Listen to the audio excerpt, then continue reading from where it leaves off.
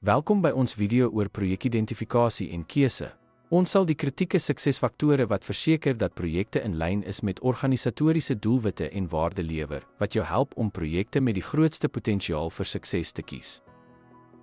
'n Sleutelfaktor in projekkeuse is ooreenstemming met strategiese doelwitte.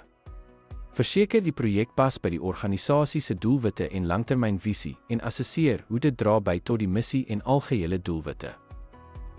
Dit is van kardinale belang om duidelike en meetbare doelwitte te definieer.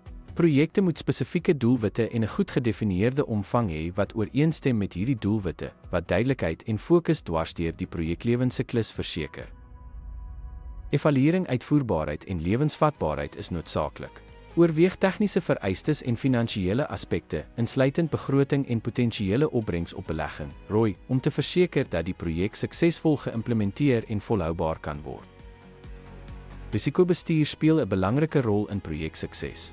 Identifiseer potensiële risiko's en ontwikkel strategieë om dit te verminder, om te verseker dat die projek onsekerhede en uitdagings kan weerstaan. Assessering, beskikbaarheid van hulpbronne is noodsaaklik vir die projekondersteuning.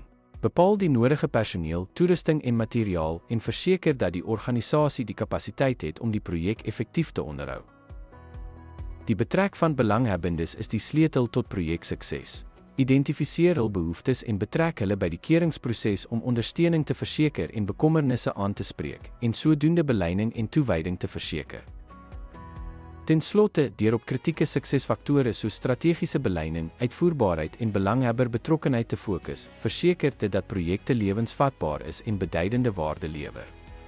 Dankie dat u by ons aansluit om effektiewe projekidentifikasie en seleksie te verken.